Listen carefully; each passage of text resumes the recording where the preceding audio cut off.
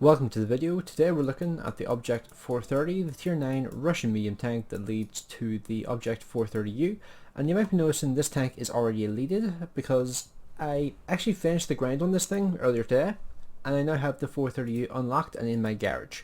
So I'm going to be curious to see what this thing is like because my impression of it has always been OP wagon pretty much, and it's just always been like the ridiculous tank that I never really had any intention of owning, but I've just gotten to the point now where I'm just curious just to see what it's actually like to play. But for now we're focusing on the Object 430. I'm going to just point out one thing to you here. The Object 430, yesterday, I had a 48% win rate in it.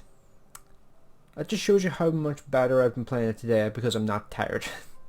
Like, the last couple of days I just really was not playing the game very well because I just wasn't getting very much sleep. I was staying up way later than I really needed to, but yesterday I actually got some decent sleep, and well, that's the only thing I can really put it down to. Like my my quality of gameplay has jumped up so substantially just since like yesterday.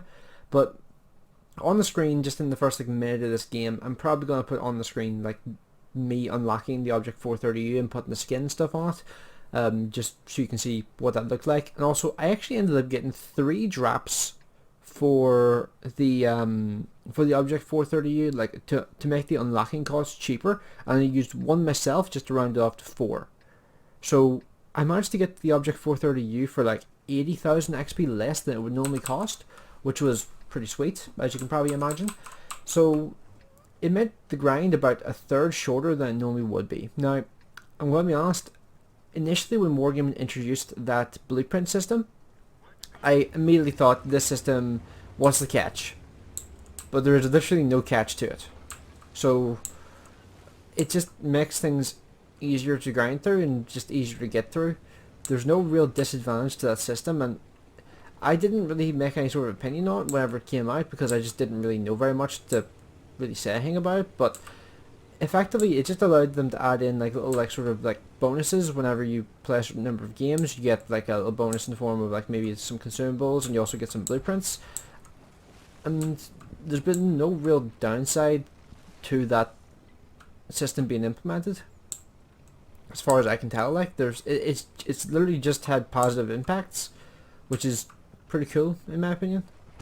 But to get back on topic with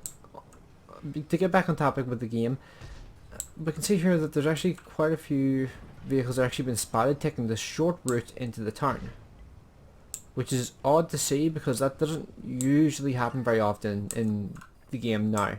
Like usually that's something which would only happen at the lower tiers. Like at the high tiers, seeing that happens kind of odd.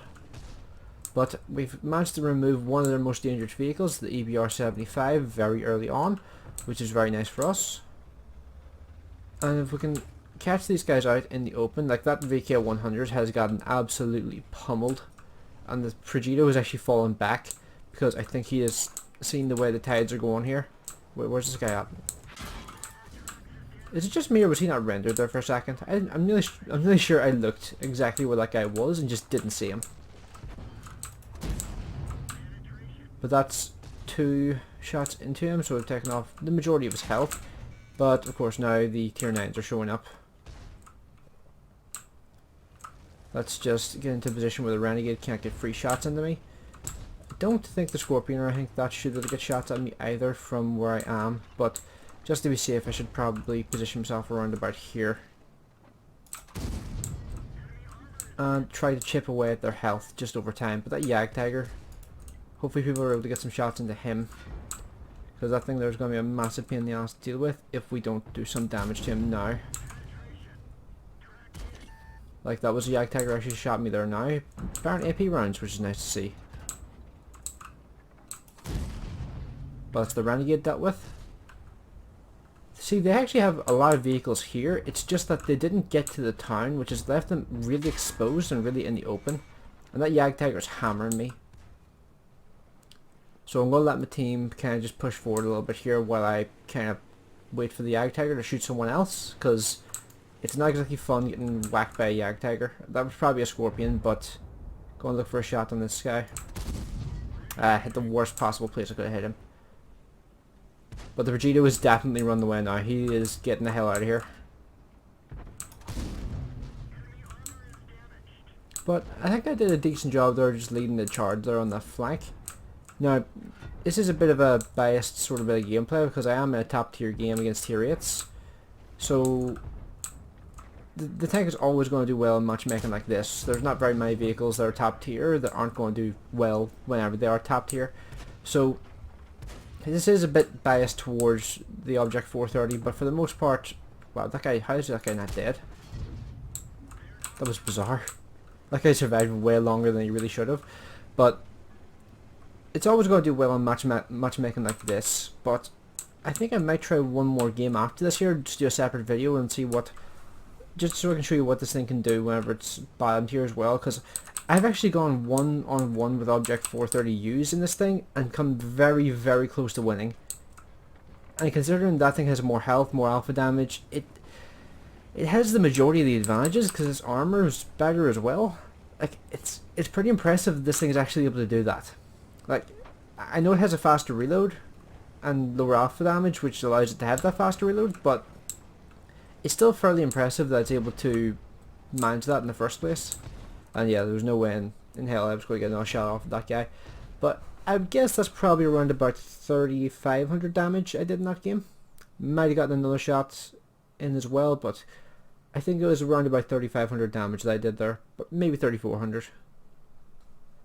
So let's see what the results are going to be like.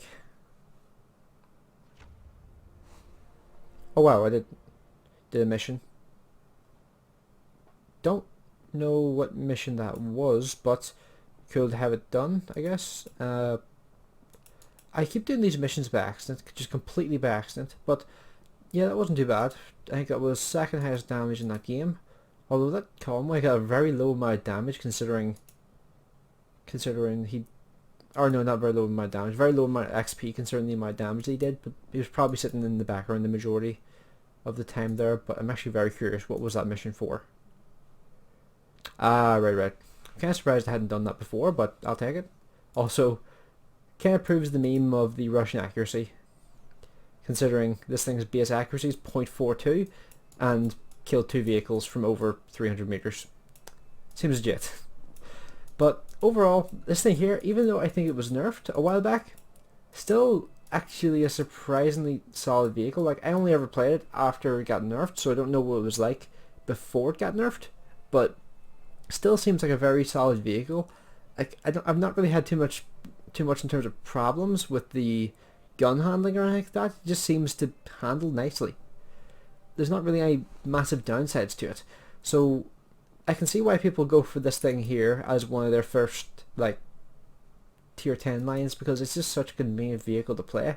And actually, looking back on it now, like, initially I would have always said that the 140/T62L line would always be the best way to go for starting out the game.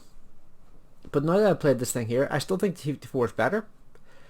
But considering the tier 10 that you get from this line, this line may actually be the more appealing line overall. So, I'm going to have to think about that. I haven't really decided yet. I need to play a few games in the 430U, but I'm going to play a few games in this thing here, try to get a decent tier 10 game that I can show off as well. But I'm going to leave this video here for now.